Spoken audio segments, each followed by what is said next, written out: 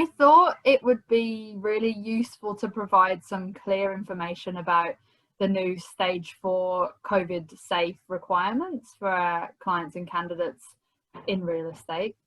So Trish has been working on our own COVID safe plan recently, as we have been continuing to run a temp desk for our clients. So we thought it would be useful to do a quick Q&A to sort of go through what we are meant to be doing as businesses and employees during this time. So yeah, absolutely. Compliance is one of those things that we tend to forget about, but in times like this, it's when it's really important that we're all aware of what we need to be doing and what we should be doing. Fines at the moment for not complying. so yeah. Definitely, and for individuals and for businesses. So you know, everybody's being made to take responsibility for their actions, that's for sure. So Trish, who needs to complete the COVID safe documents? So any permitted businesses should have a COVID safe document. So a COVID safe plan is what it's being called. And you especially need one if you're going to issue permitted worker permits.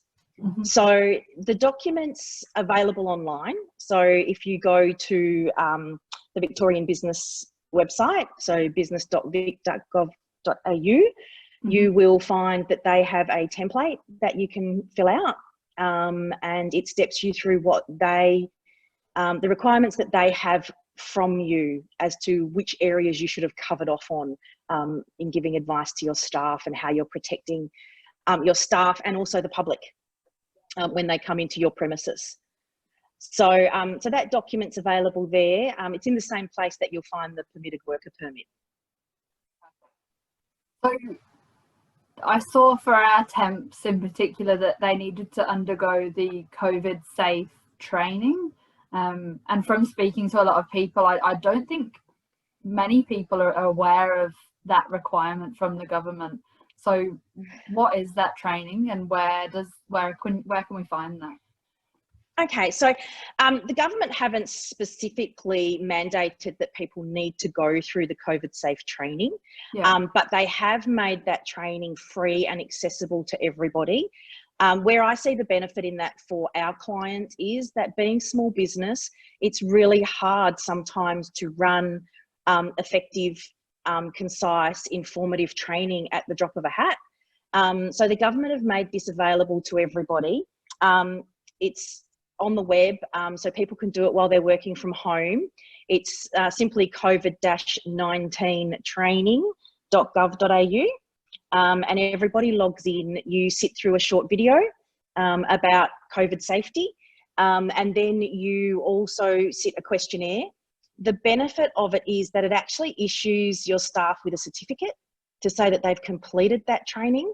So I think from a work health and safety perspective, when you're putting in place your COVID safe plan, you're issuing your worker permits, as an employer, you're just giving yourself that extra layer of protection to show that you've actually made a really positive attempt to upskill all your staff and make them aware of the responsibilities. So how did you find going through that permit process? So with COVID safe, so how do we actually issue those permits, and what documents are required for the temps or for property managers on a day-to-day basis? So I think there's some minimum requirements that the government has, and obviously issuing that permit needs to come from a director or manager.